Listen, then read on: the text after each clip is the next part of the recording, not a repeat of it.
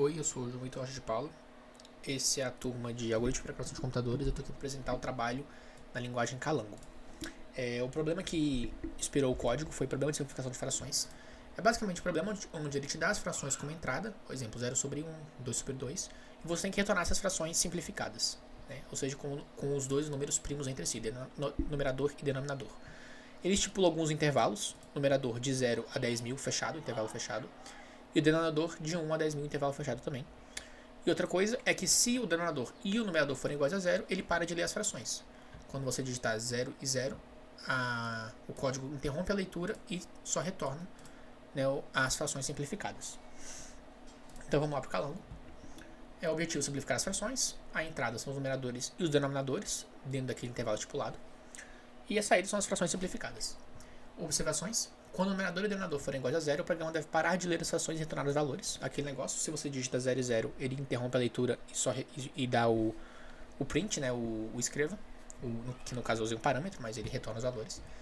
O número máximo de frações hereditarias é 100. Isso aqui foi arbitrário para definir um tamanho para o vetor, mas poderia ser outro número. Para fim de apresentação, quando uma fração não for válida, o código deve retornar as mensagens de erro e em definição matemática 0 sobre 0. Exemplo, se você coloca o numerador fora desse intervalo aqui, ele vai retornar o numerador é incorreto e a simplificação da fração que você usou esse denominador é 0 sobre 0. Tá, as declarações são inteiros, todas as variáveis que eu usei são inteiras. Um vetor numerador que pode caber até 100 números. O denominador, o i, que é uma variável de construção para o nosso páreo. Numerador simplificado, tem que ser do mesmo tamanho do numerador, obviamente. O denominador também. E o contador de frações para usar no nosso procedimento final. Beleza, o nosso contador começa com 0, porque ainda não temos nenhuma fração. E vamos começar o nosso laço de repetição. I de 0 até 99, passo 1. Por quê? Porque o vetor começa no índice 0 e termina no índice n-1, que no caso o n é 100, então fica 99, né? 100 menos 1. Então ele vai pedir para você digitar o numerador da sua fração. Vai ler esse numerador e vai guardar na variável, no vetor numerador, certo? No índice i. Mesma coisa com o denominador, ele vai pedir para você escrever e vai guardar esse valor. Ok, primeiro agora a linha de testes, né, para executar o código. Se eles forem iguais a zero, tem que interromper o código. Por quê? Porque é a condição do problema, né? Se você digita 0 e 0, ele interrompe o código e retorna os valores. Então interrompe, todo esse par acabaria e puxaria para o nosso procedimentozinho. Mas ok. E aqui alguns testes para ver se a fração é válida. Primeiro, se o denominador é válido. Se o denominador está fora daquele intervalo que foi estipulado, ele não é válido. Então ele vai retornar que o denominador é incorreto.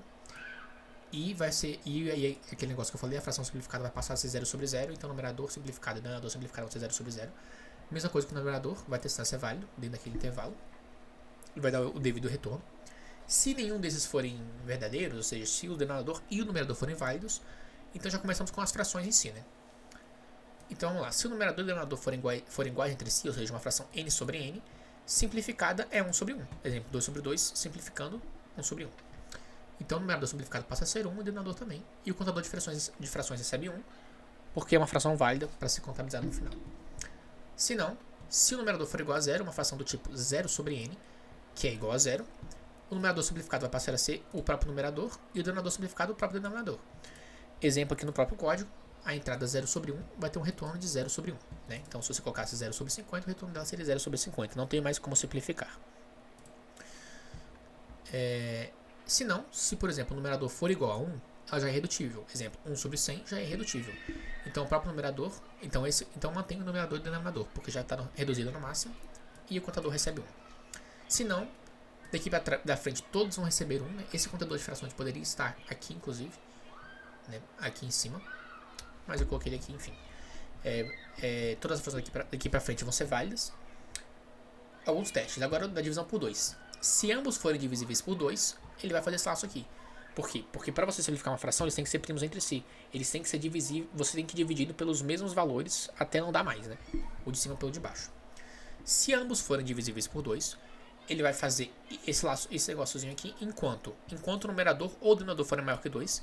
Se forem menores que 2, já não pode mais. Né? Se um deles for menor que 2, já não pode mais. E enquanto eles forem divisíveis por 2. Né? Se eles pararem de ser divisível por 2, ele não pode fazer isso aqui porque tem que ser divisão inteira. Né? Simplificação de frações envolve divisões inteiras. Então, se eles deixarem de ser divisíveis, eles não podem entrar nesse laço. Ok, o que ele vai fazer? Ele vai checar se é divisível. Então, ele vai ficar fazendo isso aqui. Aí, beleza, retornou um resultado, checa de novo. É divisível? Sim. Então, faz a conta. Qual é a conta? O numerador simplificado. Vai passar o numerador, vai passar aquele numerador, vai dividir por 2. E vai ser o numerador simplificado vai ser o numerador no índice i dividido por 2. Mesma coisa que o denominador. E o numerador no índice i vai passar a ser o numerador simplificado. Então, por exemplo, 2 sobre 4 dividiu por 2, 1 sobre 2. O novo numerador é 1 e o novo denominador é 2. E aí ele vai fazer esse teste de novo. E vai fazendo isso até ficar irredutível. Se não, ou seja, exemplo, 1 sobre 2 já não é mais, já está irredutível. Então não refaz o laço, interrompe o laço. Essa mesma condição para todos os valores, que são números primos, então 3, para o 5, para o 7, para o 5, para o 7, sim, para o 7 e para o... Aqui é uma condiçãozinha para o 10, tá? Eu coloquei uma condição específica para o 10, que é divisível por 2 e por 5 ao mesmo tempo. E beleza, ele vai fazer esse teste com todos os valores e vai fazendo isso até simplificar a fração. Quando acabar, ou seja, não é mais, já trouxe uma fração redutível, ou seja, quando sair desse C aqui, ele vai pedir o retorno da função simplificada. O que é esse retorno da função simplificada? É um procedimento. Como parâmetros ele recebe o numerador simplificado, o denominador simplificado e o contador de frações, certo? Então você passa esses parâmetros para o procedimento. Aqui eu defini um inteiro i só para o laço de repetição. Então para i de 0 até contador de frações menos 1, passo 1, faça. Aqui é a mesma lógica do primeiro para, né? Porque esses dois valores aqui são vetores, então eles têm que partir do zero. Escreval, a fração número tal simplificada é o numerador simplificado sobre o denominador simplificado. Fim para, fim procedimento. E ele vai retornar o valor que a gente quer.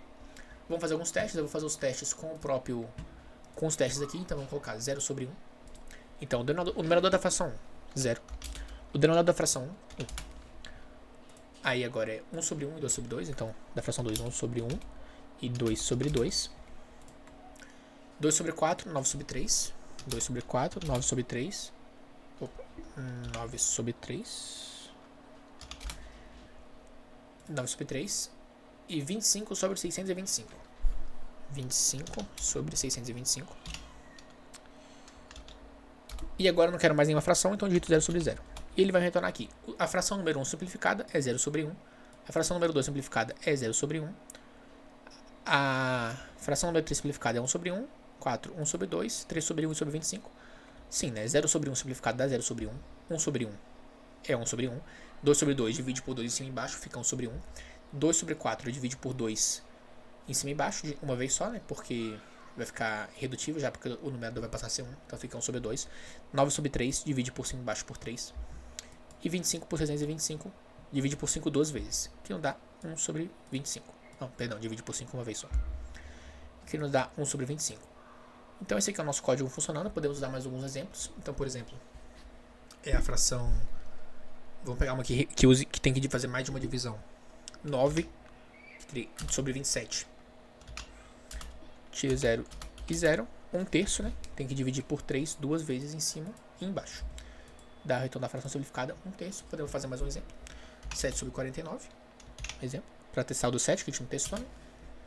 E aí 0 sobre 0.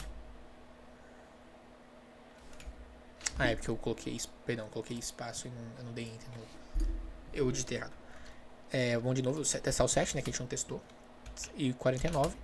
E aí 0 e 0, 1 sétimo, né? É a fração redutível. Esse é o código para fazer a simplificação de frações. Não sei se tem algum erro. Testei aqui alguns valores, de vários valores, e não achei. Então esse é o código para simplificar frações. Era esse aqui meu código, então muito obrigado e até a próxima.